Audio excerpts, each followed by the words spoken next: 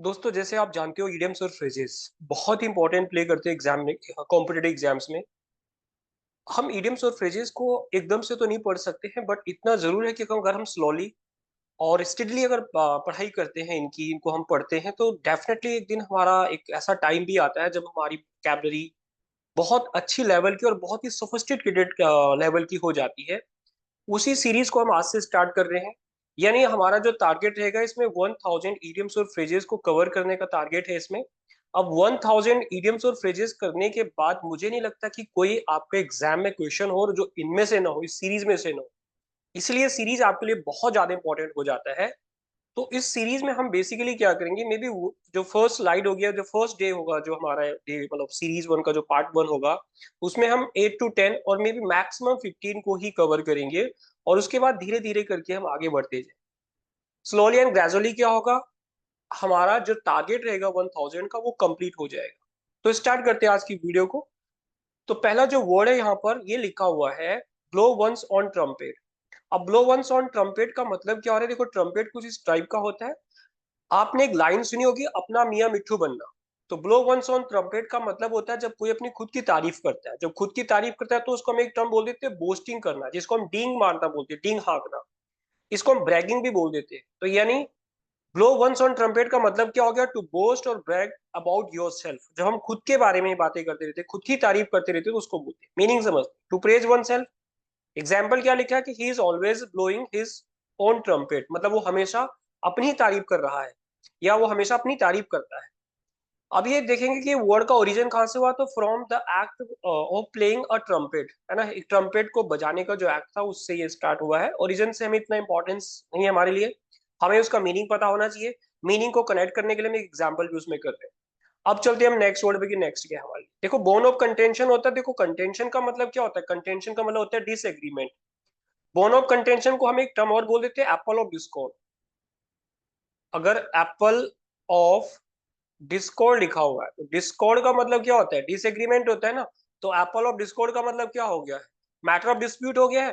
तो bone of contention का मतलब भी मैटर और सब्जेक्ट ऑफ डिस्प्यूट। हम या तो कोई मैटर होगा या कोई भी सब्जेक्ट होगा वो बोल सकते हैं। एग्जाम्पल से समझते हैं, the price was a bone of contention.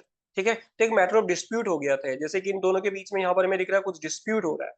अब एक और एग्जांपल मैं बोल देता हूं। मैंने बोला है कि PoK is a bone of contention. इसका मतलब क्या हो गया कि पीओके की वजह से तो क्या हो रहा है, डिस्प्यूट हो रहा है ना। तो वो इसका मीनिंग हो जाएगा। तो यहां तक हमारे लिए इंपॉर्टेंट है इसका। तो bone of contention, I hope आपको पता लग गया है कि कंटेंशन क्या होता है। कंटेंशन का मतलब डिस्कॉर्ड होता है, ठीक है। और एक वर्ड होता है अकॉर्ड। अकॉर्ड का मतलब होता है एग्रीमेंट, ये उसका अपोजिट हो जाएगा। देखो ब्राउन स्टडी, जैसे यहाँ पर ये पोर्शन दिख रहा है, मैं कुछ क्या दिख रहा है आपको इस पोर्शन को देखकर, इसको दिख रहा है कि कहीं कुछ गहरी सोच में है। तो ब्राउन स्टडी का मतलब क्या हो गया, a state of deep thought और कंटेम्पलेशन। देखो कंटेम्पलेट कर रहे हो आप, सोच रहे हो, मतलब थिंकिंग कर रहे हो आपकी क्या करना चाहिए।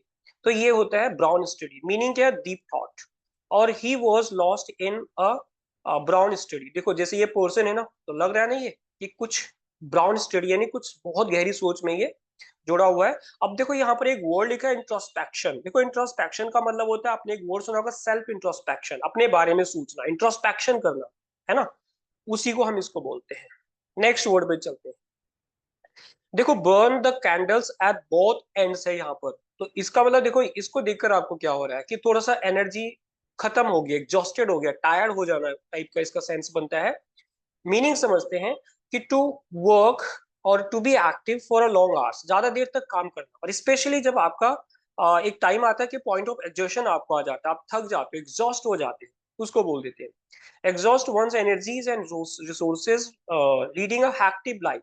देखो हैक्टिक का मतलब क्या होता है, हैक्टिक का मतलब होता है बहुत ही बिजी लाइफ होना, है ना। आप बहुत ज्यादा काम में इन्वॉल्व हो, बहुत ही बिजी हो, बहुत ही मतलब तंग हो गए हो काम से या थक गए हो, एग्जॉस्ट हो गए, उसको बोलते हैं। एग्जाम्पल से समझते, she has been burning the candles at both ends, मतलब कि वो क्या हो रही है, बार बार अपने एनर्जी को एग्जॉस्ट कर रही है। नेक्स्ट वर्ड पे चलते हैं। देखो अब ये बुल दिख रहा है हमें और यहाँ पर एक दुकान दिख रही है। तो बुल इन चाइना शॉप का मतलब, अगर कोई भी बुल एक चाइना शॉप के अंदर जाएगा तो वो शॉपिंग करने तो नहीं जाएगा ना। इसका मतलब क्या हो रहा है, वो डिस्ट्रक्शन कर देगा। तो क्लमजी और डिस्ट्रक्टिव पर्सन को बोल देते हैं हम इन अ डेलिकेट सिचुएशन। मतलब बोलते हैं ना एक बहुत ही डेलिकेट सिचुएशन है और यहाँ पर एक बहुत ही खतरनाक डिस्ट्रक्टिव काइंड ऑफ पर्सन आ जाता है, उसको बोलते हैं bull in China shop. Example से समझते हैं। देखो he was like a bull in China shop, मतलब कि कुछ भी हो रहा था, एक ग्रुप में लोग बैठे हुए थे और एक बंदा आता है और वो एकदम से वहां पे डिस्ट्रक्शन चालू कर देता है, इसको बोल देते हैं।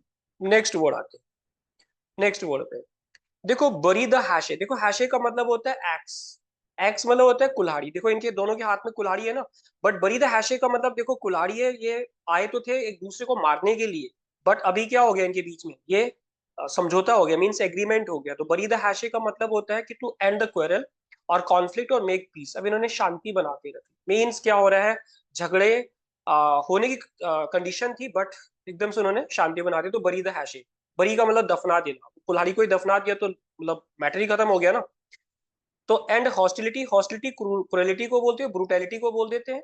और दे फाइनली बरीड द हैशे, मतलब उन्होंने मैटर को खत्म कर दिया है, बोलते हैं ना मिट्टी पाओ। अब नेक्स्ट आता है, नेक्स्ट जो वर्ड है, देखो कास्ट का मतलब होता है, देखो कास्ट का मतलब फेंकना होता है ना। एक कास्ट, वो कास्ट वाला भी होता है, जो कास्ट सिस्टम होता है वो अलग है, उसमें ई भी आता है। ये कास्ट पर्ल्स बिफोर स्वाइन। देखो ये पर्ल्स दिख रहा है ना आपको, मोती जिसको हम बोल देते हैं, तो ये पर्ल्स अगर ये स्वाइन है, पिग है, ये पिग की मतलब फीमेल काउंटर पार्ट। तो अगर हम किसी पिग के सामने पर्ल्स को फेंकेंगे तो वो क्या करेगा, उस पर्ल्स को गले में हार बांध के थोड़ी चलेगा, वो तो उसको मिट्टी में ही मिला देगा ना। तो वही हो गया। तो offer something valuable to someone, किसी एक ऐसे पर्सन को कुछ ऐसी चीज दे देना who is not capable of appreciating it. बोलते हैं ना लंगूर के हाथ में अंगूर, तो बिल्कुल वही है ये, आप इसको लंगूर के हाथ में अंगूर से समझ सकते हो। राइट थिंग टू रॉन्ग है, एक अच्छी चीज थी लेकिन गलत हाथ में चली गई है, एग्जाम्पल से समझते हैं। Cast pearls before swine, don't cast pearl before swine, मतलब कि समझ आ रहा है ना आपको, कि एक अच्छी चीज को एक बुरे पर्सन के हाथ में मत दो। इसको एक और वर्ड बोल देते हैं हम, डेविल कोटिंग द बाइबल। एक वर्ड बाद में आएगा, जब हम सीरीज को आगे बढ़ेंगे तो वहां पर एक वर्ड आएगा।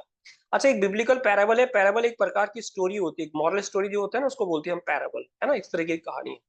तो आज की वीडियो के लिए इतना ही दोस्तों, आई होप आपको वीडियो पसंद आई होगी, अगर आई है तो लाइक शेयर और सब्सक्राइब जरूर कर दे चैनल को। तो मिलते हैं अगली वीडियो में, तब तक के लिए bye everyone, have a nice